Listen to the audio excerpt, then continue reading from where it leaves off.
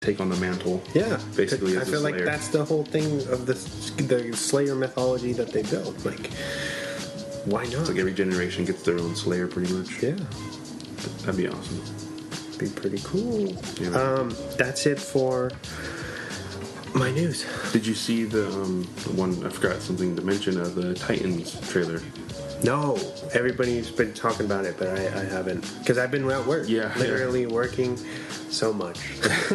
No, that one looks pretty awesome too, because there's a part where there's these, I guess, thugs or whatever in an alley doing something illegal, obviously, and you see you get kind of like a view from the ground, basically their feet, and you see above them, you see something jump across the alleyway, kind of from building to building, and then Robin drops down on top of a car, and they're like, "Oh shit!" And then he grabs one of them with one of his like grappling guns and pulls him over to him and slams him into the car.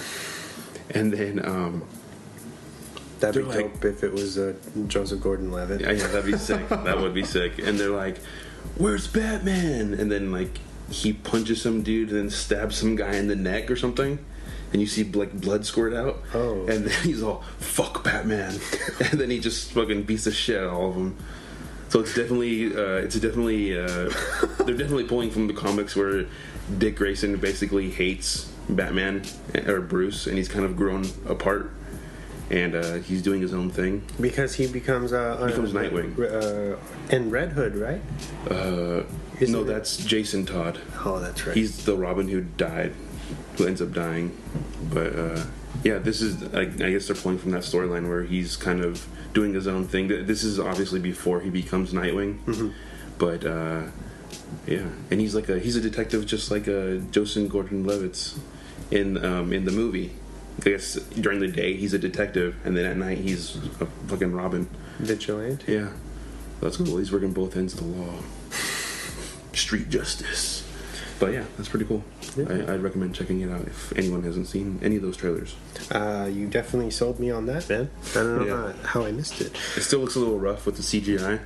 I mean, it is gonna be a TV show, but or on their DC streaming service. Fuck Batman. Yeah, he actually says it too. I was like, oh, okay, cool. That's where we're going. But yeah, let's continue on with the show. All right. And now it's time for the weekly recommendations. What do you got? Oh yeah, so my first rec is something I just started watching. I'm pretty behind on it. Is American Gods. Really? Yeah. I just recently got switched to TV services, and we got Stars for free for a couple months. So I'm finally able to watch American Gods because I didn't really want to pay for it. But yeah, it's crazy. It's pretty much these old like gods you hear about, like Odin and all these old mythological like gods that no one really talks about anymore, and they're kind of trying to fight for survival or something like that. I think I'm only 4 episodes in, but it's pretty interesting because like there's these new gods that are kind of coming in. I guess like technology and like the internet is apparently a god, and they're like we're the new gods. Like these guys are being forgotten. I guess once a god is forgotten, then that's when they lose all their powers and stuff like that. But it's pretty interesting. You kind of follow this guy's journey who just got out of prison, and he actually ends up working for this guy named Mr. Wednesday, who is obviously he's someone powerful, but you don't really figure it out until later on. But yeah, it's pretty cool. Very nice. Yeah, that's my only rec. I love that show. Yeah, but I'm kind of scared that's about season 2 because they fired the head writer. Oh, really? Where he left. Yeah, so I don't know how that's gonna work. I'm glad they're doing a season 2. I'm not caught up yet, but it's pretty interesting. I like that kind of stuff. Yeah, the first season is solid. Yeah, definitely. is that it? Yeah, that's my only one. Really? Yeah. All right. So, Mr. Robin Williams had a birthday recently. Yes, he did. So, to honor him, I wanted to recommend Mrs. Doubtfire. Oh, such a great movie. Yeah. That movie is classic. awesome. Yes. I love that movie. And then it's also Shark Week currently. Oh, yeah. So, I want to recommend Open Water. Have you seen that one? Yeah, I've seen that one. The couple, right? Who gets lost or left behind. They go on a trip, and they do like this, like kind of snorkeling. What do you call it? Like scuba diving expedition, or whatever those are called. And they miss the head count, and somehow I forget how it happens, but they think that everybody's accounted for. I think they double count or something like that. So they leave the couple out wherever they are. Yeah. Pretty much in the middle of the ocean. They're kind of close to shore, but there's not the trick is there's nothing around, so they sit still for so long that they keep drifting farther out to sea. And they're just kind of hoping that somebody realizes that they're gone. Yeah. And before it's too late. And that's all I'll say. But yeah, you guys should check that out. I also wanted to recommend Cloak and Dagger on Hulu, which is a newish Marvel series. Okay. Which is pretty good. It's on Freeform, right? Like originally? Well, I guess maybe Freeform has like some kind of deal with Hulu because they have all the episodes on Hulu right now. So yeah, you guys should check that out. It's pretty cool. It looks pretty cool too. And I feel like it's not really being publicized. Yeah, that's one thing. There was some little free thing in the free area for Comic-Con. There was like a little experience or whatever. Oh, really? For Cloak and Dagger, but I didn't get to check it out because I was with Jordan and we were trying to just eat free ice cream that they had there. All right. Yeah, it was cool though. They were watching Jurassic Park on the outside. Really? Yeah, they had like a little lawn area that had a big old screen. They were just playing movies during the day or like dusk. It was like it was that Thursday after we had left and we came back and we went to go look in that area, and I think it was probably like 5 o'clock. Yeah, like sundown. Yeah, and they were playing the movies. There's a couple of people sitting down watching, relaxing. Very cool. Yeah, it was pretty awesome. Yeah, I think that's all for Rex. Okay. 5, 4, 3. And now for the movie focus of the week. Alright, so tonight we're talking about Fear.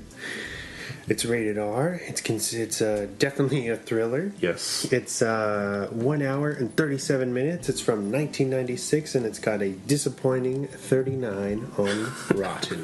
Really? Yes. Wow, I can't believe that. That's actually shocking to me. Yeah, right? That's crazy. After two young kids meet and fall in love, everything seems perfect until obsession kicks in. Yeah. It's directed by James Foley, who's behind really cool films such as At Close Range, Glengarry Glen Ross. He's also directed some episodes on House of Cards and Wayward Pines, and he is the director behind all of the 50 Shades movies, actually. So he's totally relevant still. Yeah. It was also written by Christopher Crowe. So, as I said at the top of the show, you had never seen this movie before. No. Had you heard about it at all? Did it seem kind of familiar at all? Actually, no, which is surprising, yeah. From how good this movie is. This is like I think my first time ever hearing about it. Or like seeing images or anything, any kind of thing. Interesting, man. Well, what did you think? You obviously liked it? No, yeah, this movie is awesome. It really is a... I don't know, it really is a thriller because the whole time you kind of feel like there's something up with Mark Wahlberg's character. David McCall. David, yeah. And he just seems too nice, too perfect. Mm-hmm. And I forgot what he did, but then I was like, man, he's smooth. Like, it's just like that guy's a smooth talker. Oh yeah, this movie is really good. It's really, for me, I feel like it's a rewatchable film.